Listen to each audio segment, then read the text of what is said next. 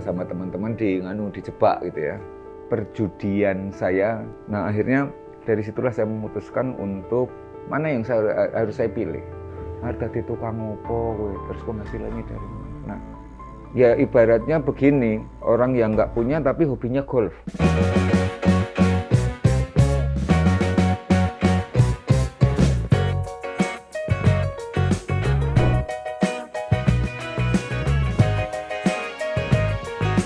Terima kasih, nama saya Ideal Rusli, profesi saya sebagai pengajar di ISI Yogyakarta, Fakultas Seni Media Rekam Musik dan Fotografi sekarang ini. Tapi juga kehidupan ekspresi saya tetap berkarya fotografi, baik itu fotografi komersial maupun fotografi seni. Hingga sekarang ini masih menggeluti itu, tetapi pekerjaan utama saya adalah menjadi pengajar.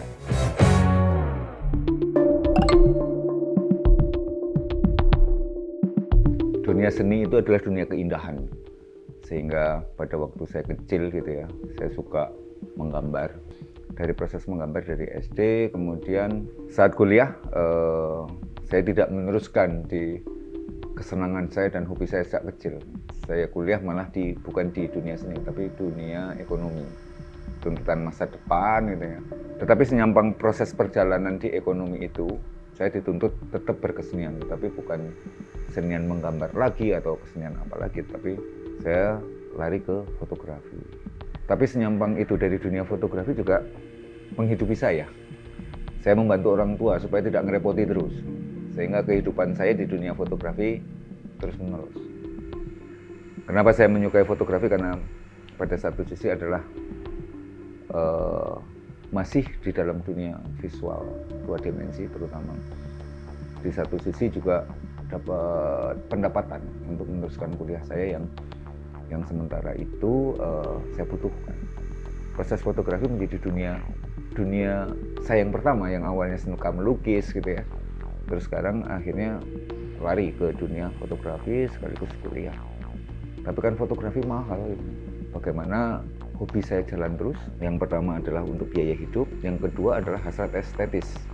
Hasrat estetis itulah yang akhirnya menjadi sesuatu hal yang menarik bagi kehidupan saya hingga selesai.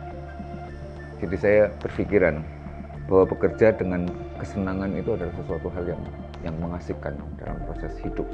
Begitu saya selesai kuliah, fotografi tetap terus karena itu proses belajar dan belajar. Saya bekerja di kantoran.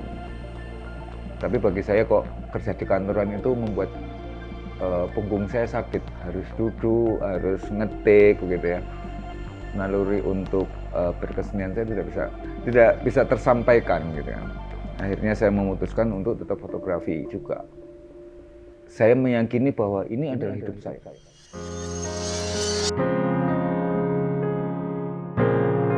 Perjudian saya dalam sebuah proses kehidupan. Mana yang harus saya pilih? Dunia A atau dunia B? Dunia A menjanjikan satu sisi pekerjaan tetapi tidak saya sukai. Bukan tidak saya sukai, menghasilkan tetapi tidak passion saya. Tapi pada satu sisi ada dunia yang membuat saya itu senang.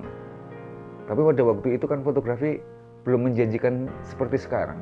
Kalau saya melihat dulu profesi seperti fotografi itu di mata orang tua kita dulu, harga di tukang opo, terus penghasilannya dari mana. Nah, itu adalah perdebatan yang berat pada sisi saya.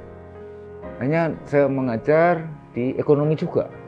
Di proses ekonomi itu juga saya mengatakan penghasilannya. Penghasilan di sini ada 2. Penghasilan secara material dan penghasilan secara non material. Penghasilan material jelas gitu ya. Penghasilan non material di sini saya bisa bereksperimentasi, saya bisa mengeluarkan ekspresi saya. Kebetulan di waktu itu sudah mulai ada pameran dan mulai ada terbuka lomba. Sehingga naluri itu terasah bagi saya menjadi sebuah tantangan ke depan. Berawal dari dulu kuliah itu hanyalah untuk bertahan hidup. Tapi begitu perdebatan antara dunia kerja dan dunia hobi dan dunia kesukaan ini sangat berat. Nah akhirnya dari situlah saya memutuskan untuk saya memilih jalur fotografi. Tapi bukan menjadi fotografer seperti sekarang ini ya. Kalau orang pengennya jadi fotografer, saya pengennya jadi tukang foto gitu ya. Karena menjadi fotografer bagi saya sangat berat. saya ada kesempatan untuk mengajar di dunia fotografi. Fakultas Seni Media Rekam di Yogyakarta. Di situlah saya menjadi sesuatu hal yang menarik. Ini juga tantangan, tetapi satu sisi juga bukan hanya sebuah kewajiban, tapi sebuah kebutuhan bagi saya. Pada waktu itu belum ada pendidikan seni terutama fotografi di Indonesia. Pada waktu itu ada, tetapi di IKJ Jakarta, di D3 kalau saya berusaha untuk mengajar pada satu sisi saya juga bergelut di dunia yang di luar mengajar. Ekonomi saya tinggalkan deh. Nah, proses itulah yang membuat saya akhirnya menjadi percaya diri kepada diri saya. Kenapa saya percaya diri? Ini adalah peluang saya untuk masa depan saya. Tetapi sebenarnya itu bukan sesuatu hal tujuan saya. Bahwa fotografi adalah sesuatu hal yang memungkinkan untuk masa depan yang lain. Karena sebelum-sebelumnya untuk belajar fotografi susah banget. Beli bukunya mahal, beli kameranya mahal, cuci cetak mahal, semuanya mahal. Kenapa saya mengatakan itu mahal? Karena saya bukan lahir di dunia orang yang berada. Ya ibaratnya begini, orang yang nggak punya tapi hobinya golf. Hampir sama, tidak ada bedanya antara golf dan fotografi. Bisa dibayangkan pada waktu itu bagaimana saya harus motret, harus memikirkan satu sisi biaya gitu ya. Ya nyuci, ya nyetak, ya harus diginikan gitu. Yang paling menarik bahwa profesi ini menghasilkan. Itu adalah secercah saya harapkan.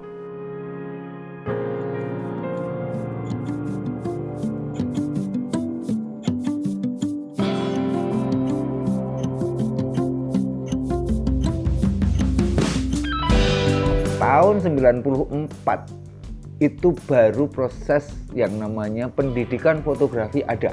Terutama adalah proses pendidikan fotografi secara formal di S1 Seni. Itu yang pertama kali di Indonesia. Saya baru bisa mengajar itu tahun 95-96. Belajar dari awal. Yang dulunya berawal dari sesuatu hal yang tidak mungkin. Kenapa saya mengatakan tidak mungkin? Cari bukunya aja susah, cari pedomannya susah. Dari membuat mata kuliah, membuat kurikulum hingga terakhir. Sehingga bentuk kamar gelap aja seperti apa masih bingung gitu ya. Dan itu masih menjadi satu.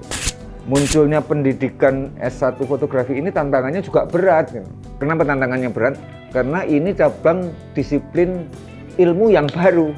Baik itu di dunia seni gitu ya, juga di dunia profesi yang berada di saat itu. Perjuangannya juga nggak mudah untuk meyakinkan bagi diri saya gitu ya. Kalau diri saya sudah yakin gitu, untuk masa depan pendidikan ini. Nah, di samping saya mengajar, ekonomi sudah saya tinggalkan deh. Sudah saya masukkan kotak. Fotografi pada waktu itu belum populer seperti sekarang. Di waktu itu dunia komunikasi itu sangat boom. Munculnya media-media cetak baru, munculnya media-media televisi baru, berkembang terus. Sehingga dunia komunikasi menjadi, jurusan komunikasi menjadi primadona. Ini juga menjadi, fotografi juga menjadi primadona karena bagian dari situ. Televisi juga bagian dari situ. Kita berjalan terus. Proses ini berjalan terus, saya membuat biro ad di dalam juga berjalan terus. Di mana isinya adalah mahasiswa. Sehingga saya bisa mengajar di dalam dan di luar.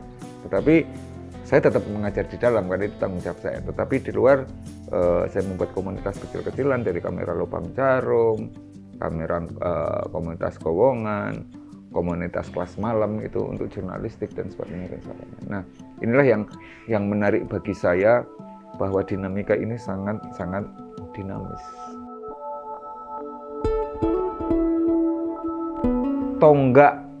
Tonggak pendidikan disitulah yang membuat saya sangat yakin bahwa dunia fotografi akan berkembang di kemudian hari. Saya disuruh kuliah lagi karena masih dianggap belum cakap gitu ya untuk dunia seni. Tapi inilah adalah kehidupan. Kebanggaan saya personal itu adalah bagaimana proses output dari proses belajar ini berguna untuk nusa dan bangsa. Dengan usaha saya. Kita itu hanya menggelar karpet untuk generasi muda berikutnya menjadi lebih muda. Pada waktu itu ISI membuka program fotografi untuk S2. Saya mendaftarkanlah di sana. Di samping saya memperdalam dunia ini, juga memperdalam dunia kesenian secara formal. Nah, tapi sebelum di dunia fotografi itu saya juga sama teman-teman dijebak gitu ya.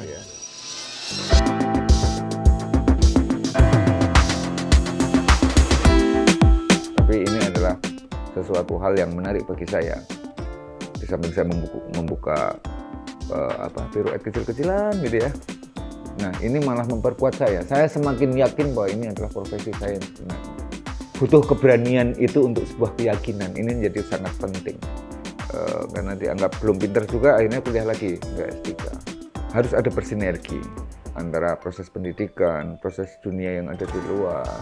Tapi tantangan dari teknologi inilah yang ini bukan menjadi sesuatu yang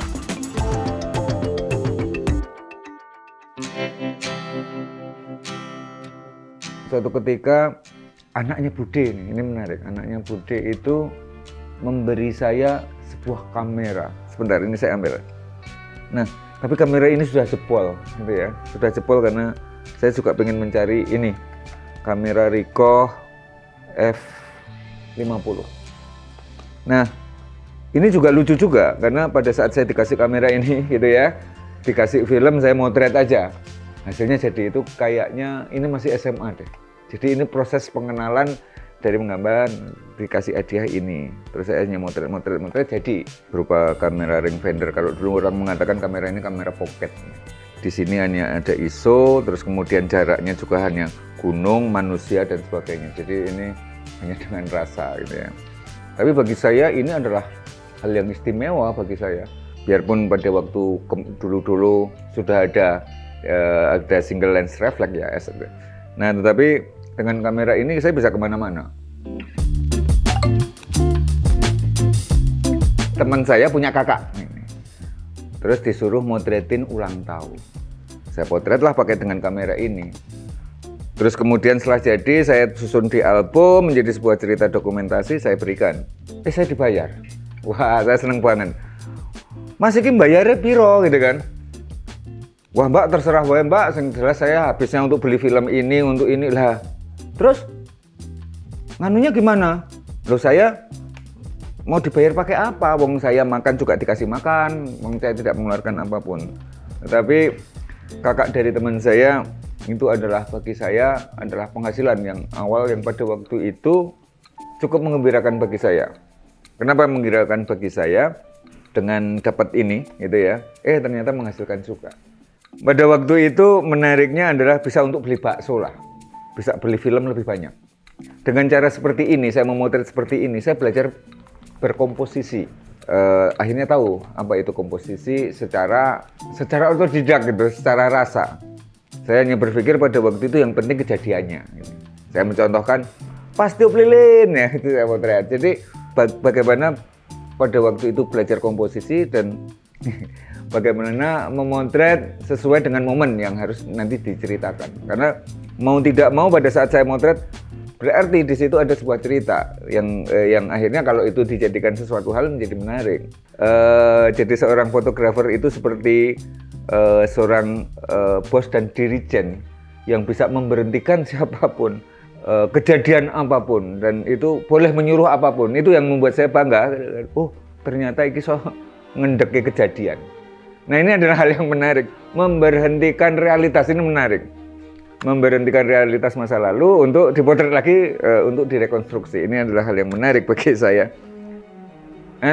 Ayo, tak kei film gini. Oke, kowe ngewangi aku motret. Oh ya, saya memotret dengan seenak saya sendiri gitu ya. Sementara sudah ada fotografer yang utama. Sehingga saya motretin juga. Dapat duit lagi. Nah, proses mendapatkan duit itu bukan hal yang bagi saya belum profesional ya. Tetapi bagi saya dari penghasilan itu bisa untuk beli film. Sederhana sekali.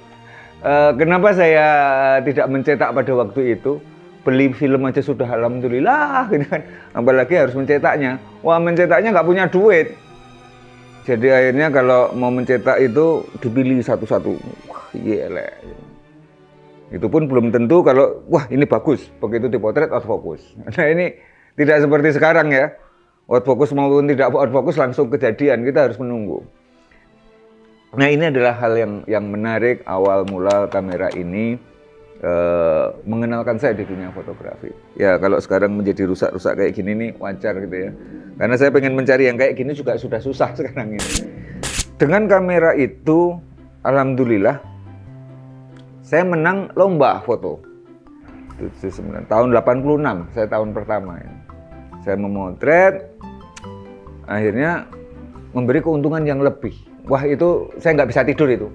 Jadi kameranya saya membelinya di sebuah toko di Jalan Solo. Saya nggak mau menyebutkan gitu ya. Itu adalah guru saya pertama kali yang mengajarkan memotret dengan fitur yang lengkap. Di situ ada diafragma, ada kecepatan yang awalnya hanya ceklekdor seperti ini, diajarkan pada sesuatu hal yang lebih rumit. Karena harus memikirkan asanya, harus memikirkan itunya, dan sebagainya, dan sebagainya. Saya belajar pelan-pelan di bapak itu, karena dari hadiah lomba ini, karena tidak ada kursus, ataupun kursus singkat tidak ada, saya ikut perkumpulan. Inilah yang mengasah saya dan mengerti dunia fotografi yang sebenarnya. Yaitu saya ikut perkumpulan yang disebut dengan HISWA, Himpunan Seni Foto Amatir. Saya banyak belajar di sana. Saya sangat intens sampai sekarang ini. Saya sangat intens, saya belajar pada waktu itu. Pengalaman saya adalah saya belajar dengan Pak Joni Hindarta. Beliau adalah guru saya pertama kali yang mengajarkan dunia fotografi. Dialah yang membuka cakrawala fotografi, karena saya dibebaskan untuk proses ini, proses pendidikan yang tidak bayar. Banyak belajar gitu ya, banyak belajar, terus kemudian saya banyak membaca, sehingga saya itu kadang-kadang membaca. Nah, dari situlah, dari kamera DSLR saya yang pertama Yashica, terus kemudian berubah, akhirnya alhamdulillah kita menang. Begitu menang, saya belikan kamera yang lebih bagus lagi.